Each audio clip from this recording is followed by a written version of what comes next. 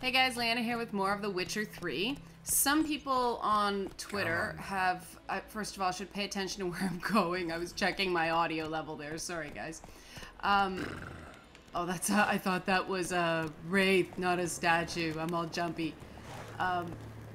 What's going on with the sound? That's interesting. Ooh, place of power. Ooh, what's this? These are mushrooms. This is no place of power. Those are things you put on pizza. Or can put on pizza. I don't judge. Oh, I guess it's over here. Yeah, that's a pretty obvious place of power. Hello! We're gonna beat you up.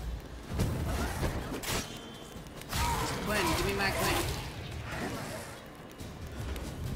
Quinn, please. There we go.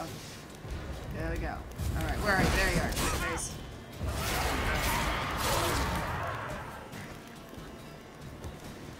Alright. Be right with. Is he dead? Is he gone? I think so. That's a really annoying noise. Like, really annoying. Let's hope it stops. Hold to draw. Here we go. Alright, I've gained an ability point. I'll use that later when you guys aren't watching, because that's boring to watch a person level up. Oh, I can bash through this now. I enjoyed this little mini puzzle element of this game. There's certainly a lot more to do with the exploration than previous Witcher games. There's definite improvements. But what I was saying is that some people have asked me what specs I'm running this on. And I knew you weren't dead. I have been running this on it's mainly Asus parts. It's an Asus Z, or as they say down in the US, Z87 motherboard. It's an i7, I always get this wrong, 499 something K processor, and a 970 NVIDIA video card. So there, for the people that are curious what I'm running. And oh, and I'm running 32 megs of RAM at 1600 megahertz, which I would like to upgrade at some point, but oh god, I just got this system stable.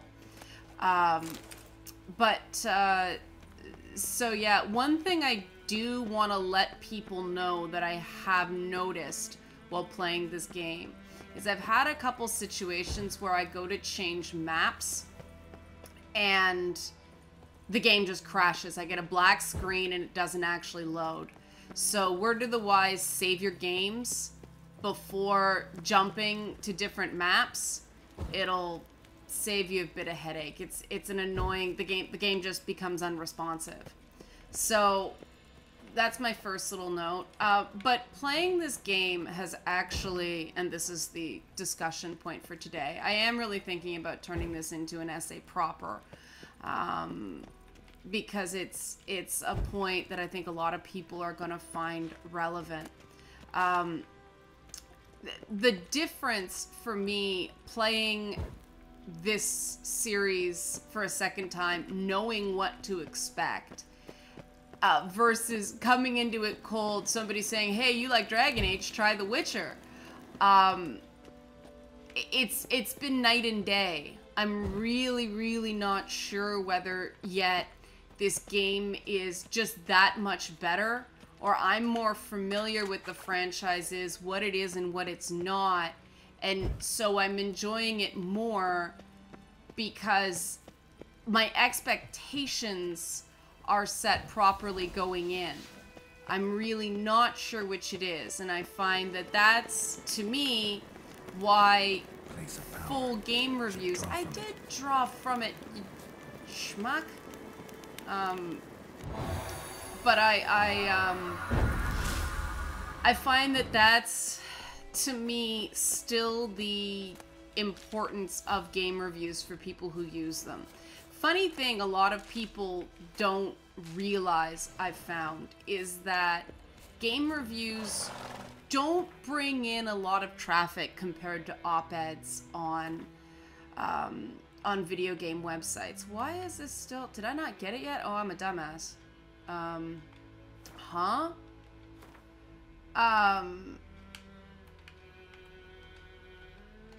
video game reviews don't really draw a lot of traffic. They're not a major thing for websites. They're done to show that, you know, the website has, for lack of a better term, enough sort of similar, what's the word I'm looking for?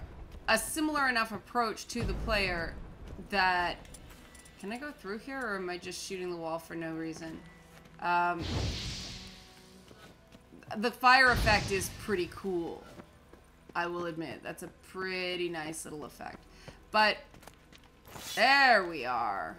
That's the thing I wanted. But yeah, so the whole thing about game reviews and the purpose of game reviews, and I see a lot of people going, game reviews suck, so I don't use them. Well, those are the people that tend to get not listened to when it comes to what people expect from game reviews. And I know there have been some people unhappy with the way this game was reviewed, and this is why I'm talking about this. I think that this is one of these games that actually benefits from, how do I say this? Players going in fully informed with the sensibility of this franchise. That was not what I wanted to do. I wanted to jump. There. The dismount and the jump being on the same button on the horse is not my favorite thing in the world. But the Witcher series does benefit from a player coming in fully aware of what they're getting into.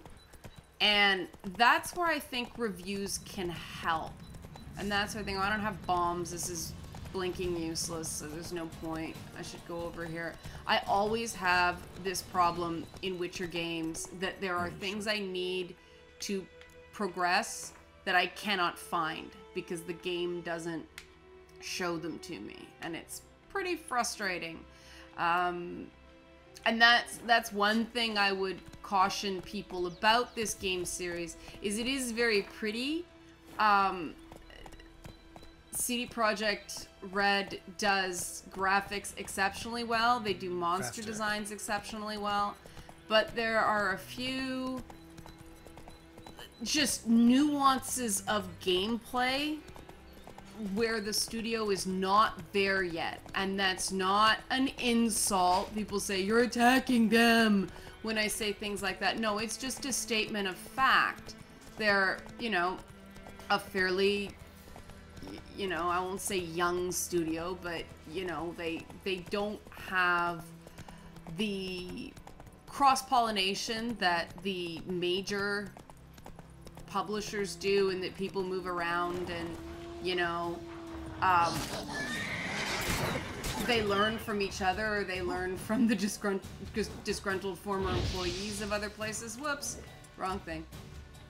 And there are a few things here and there that are still a bit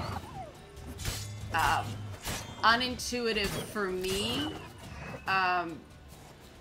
I don't really feel the combat is sort of this hack and slash plus territory, in that it's not totally just button mash until something happens, but there is a lot of that. The swing is a bit horse standing on a tent. That's pretty funny. How would that even be possible? Magic horse! What is this? New fun. New quest. Interesting. Okay. And yeah, there are some issues with some of the button mapping, as you saw with the horse controls, and, you know, little things here and there. I think that, you know, some people will say, you're insulting the game. No, what I'm doing is I'm informing people that there are some things that are a bit funny. Know that going in. You know, be prepared to be a bit patient with it, because there's a benefit to a company being off the beaten path. I'm sorry, that's funny. Horse standing on a tent. But, you know, what it does do is it creates differences, and those differences can benefit gaming going forward, because someone is trying to do something differently. Now, just because that doesn't necessarily work in this game doesn't mean somebody else can't find a way to make the experiment work better in, you know, in future. It's not just about whether a game itself, you know, is good or bad. It's that, you know, innovation element. And that's important. Personally, I like it when a company takes risks. I find that I prefer games that end up as a, you know, usually a 75, 80 on Metacritic, and I know that's not like, what? That's only a mediocre game. Those are the games I tend to like because some reviewers really like them and some don't, and it says the game attempted to innovate, to me, because innovation doesn't get it absolutely right the first time. So to me, we need to be a little bit more patient about, you know, things being kind of bumpy and flawed. I get really suspicious when I see, stop it, phone. When I see games end up with, sorry about this, guys, sorry about the phone. I get cautious when I see a game getting 9s and 10s, because to me that means it took no risks. Unfortunately, developers get bonuses if they get a high Metacritic score, so we've got a bit of an issue. People claim to want innovation, but innovation, the risks involved in innovation are not being rewarded. So that's you know, that's an unfortunate catch-22 with gaming right now. And I definitely think that The Witcher 3 falls into that category so far. I'm still not very far in. It's a very long game, but so far, you know, it's it is the basic mechanics are improved from previous games. I can speak to that. But like I said, I think I also am enjoying it more because I know exactly what I'm getting into going in. I'm not, you know, coming in. See, that horse dismount thing in combat is really sticky and I don't like it. I really still don't like that. Why are you running away? You're supposed to be a fearsome beast of the woods. Oh, great. In this World's End thing, it would be nice if it... What? That's another weird thing as well. This... Oh, I guess that's because... See... You guys are... Why is the map opening?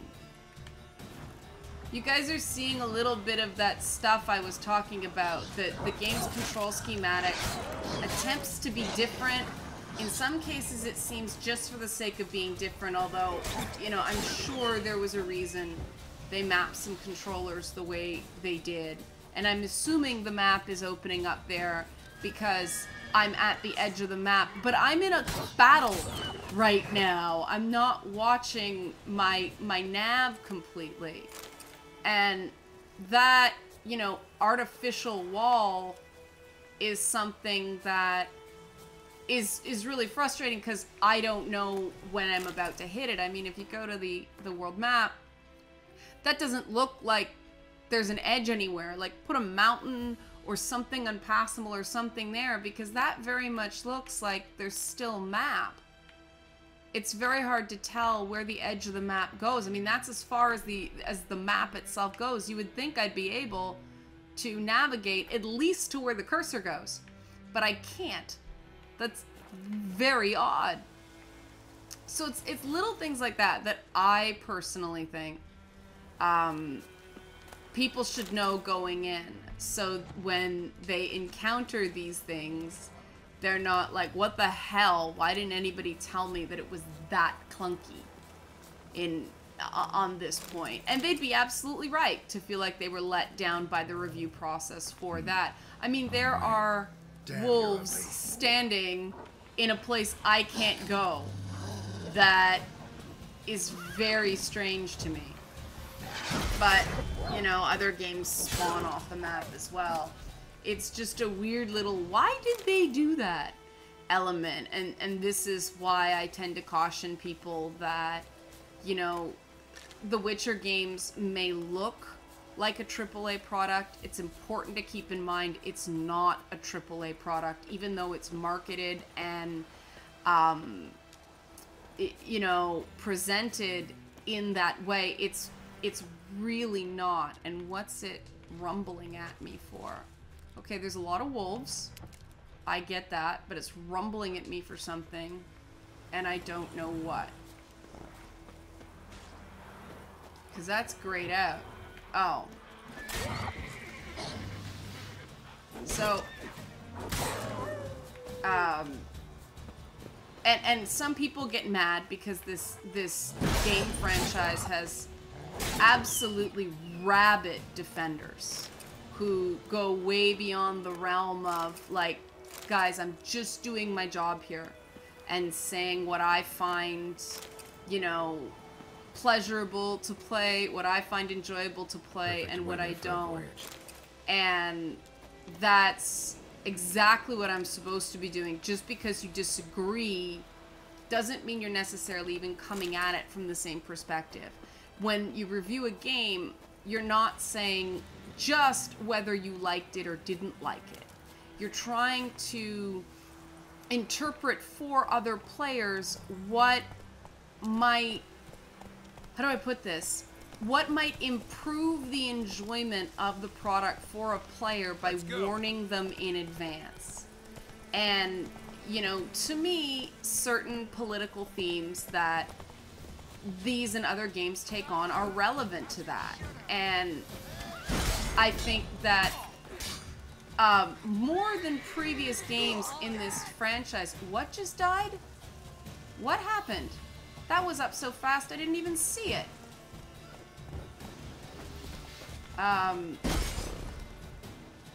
Oh, there's arrows. But, you know, this game takes on some pretty heavy... Oh, that was a nice dismemberment there. This game takes on some pretty heavy political themes, and I think it overall does it in a better way than its predecessors have. And I say that because it flat out says, this is a game... Well, okay, this is a bit complicated here, so bear with me here. And it's going to seem contradictory, and that's one of the things I'm struggling with so far here. There's an early conversation that Geralt has with a guy in a tavern about war and how war is reported on, for lack of a better term. Because, I mean, the embedded media, so to speak, in these, you know, medievalist scenarios are bards, right? And he talks about the fact that all the, you know, the politically contentious stuff, the, you know, the yucky stuff that people find unpleasant to deal with are the elements of war that don't get talked about by the bards. And I'm like, oh, okay, that's an interesting perspective to come at a game through. The thing I find odd is that they've said that, and yet they still have Dandelion doing all the character bios, and, you know, it's all in his voice. And so it's a bit of a confusing thing from a narrative perspective, because we know from previous games that he is something of a propagandist. And why the heck should I have been talking to someone when I'm just killing everybody? I think I fucked up here. But,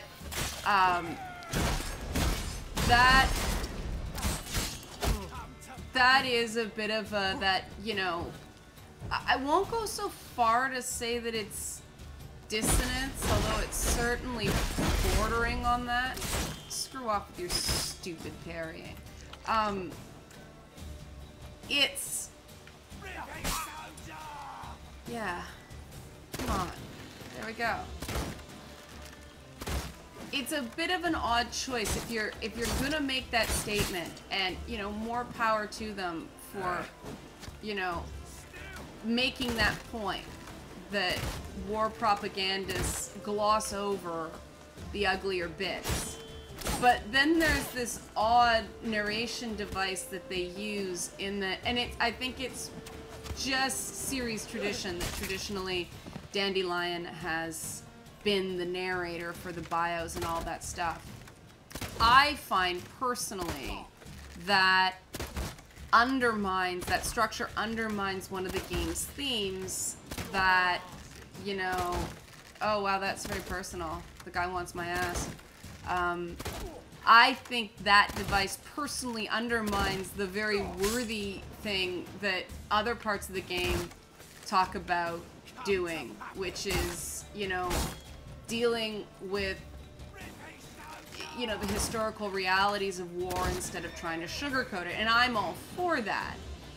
And the reason that, you know, this is important, the reason that I'm kind of stuck on this is because this is, if you're trying to deliberately show the ugly stuff about war that other people don't talk about, that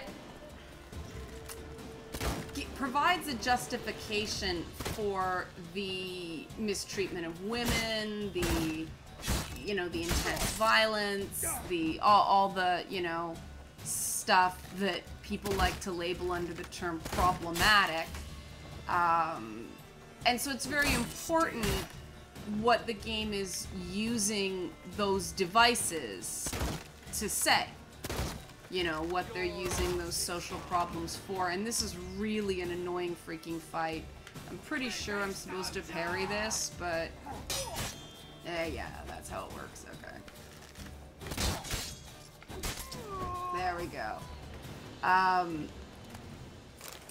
And so to have that sort of confusing mixed narrative message of, yeah, this is the stuff that the bards don't want you to know because it's not fun, and then having this bard narration codec structure, it's something that is, I think, a little tiny bit behind where games are now. And that's why I think it's important to remind people that you are going to see, we really need a small press label for games, because I wouldn't call this game indie. It gets government money, and I mean, a lot of indie studios do, but you know, this is one of these games, it's well above what indie would say. It's a medium-sized studio, and we really have no designation for that sort of, I guess what we'd call AA, or it's hard to say where this game really fits. And so I think it's important for people to know going in that this isn't a AAA studio structure. It does exist slightly outside of it. Now, the problem is that some people would take that as an insult to their beloved Witcher franchise when it's just stating what it is. And so I think some reviewers shy away from it because they don't want, you know, they don't want the hassles of people being angry about them, even though they were not intending to be insulting, they were just doing their jobs. And you may have noticed that that doesn't stop me from speaking my mind. And let me tell you guys, it really gets to the why do I bother point a lot with this stuff, especially game franchises like this, like the Dark Souls games. It doesn't serve anybody for the fan base to freak out when someone is trying to contextualize a product for people that don't know the product. It's not criticizing the product. It's, I guess, you know, if you want to say critiquing, fine.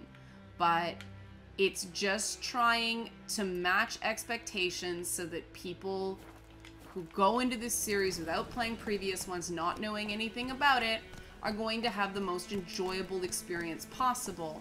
And that experience isn't as enjoyable if you know, they go in expecting a full AAA experience, design and all, and it's not there. Now, that being said, what is the benefit of paying AAA prices for a game like this? Well, there are some things. If you care about graphics, you can see it's clearly stunning. You know, some people really care quite deeply about 60 frames per second, and this is a good example of it. It runs fairly smoothly. There have certainly been buggier PC launches out there. Are there bugs? Yes, there are bugs. But it's fairly stable. It's not crashing constantly if you save more than 6 game save files like The Witcher 2 did. And there is... this game does come from a unique socio-political perspective, and it does have something interesting to say. So you know, so far, so far, I think that, you know, for people who are looking for something different, and let's face it, there really isn't that much out there right now because we're in the lead up to E3. So if you're looking for something to play that's really pretty, you know, there are worse things to play right now, and I just don't think there are enough, you know, a hack and slash sword and sorcery RPGs out there. I think that the genre, and I know there's a ton of talk about the death of genre in gaming right now. I disagree. I think genre and gameplay type are both here to stay, and both are relevant. But I definitely think that we need more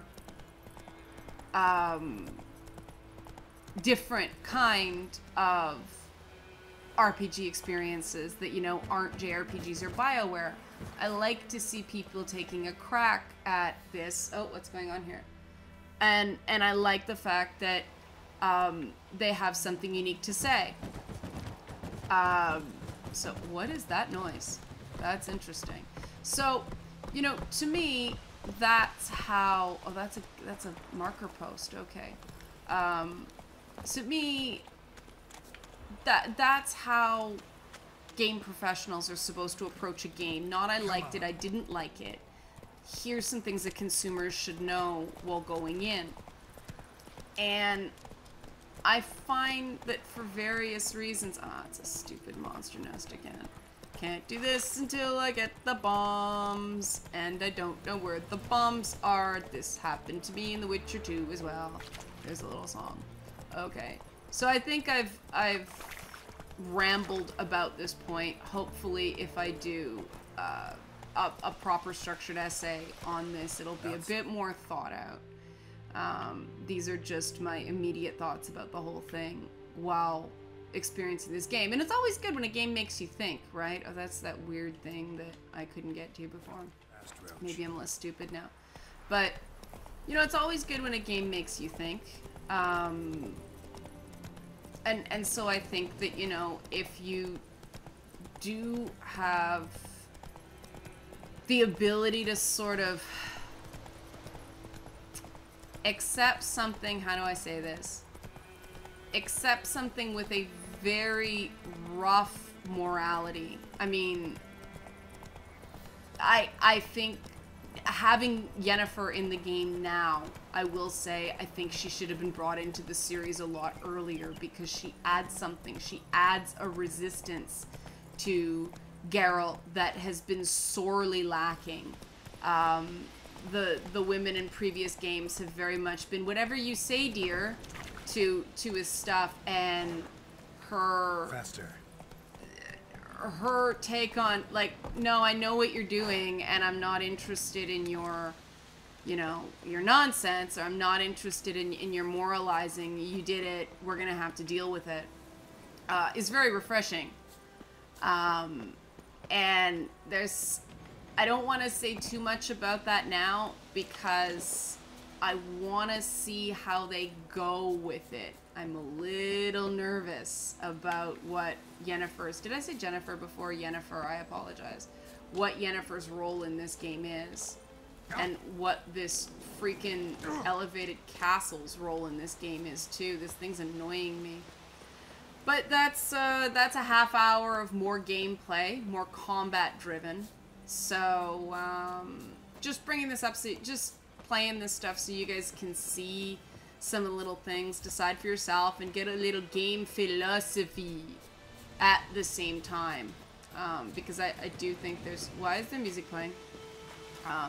Because I do think that we do need to discuss, games from a philosophical perspective, just because it does, you know, make games better in the long run.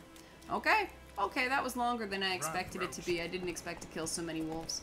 So we'll talk to you guys later.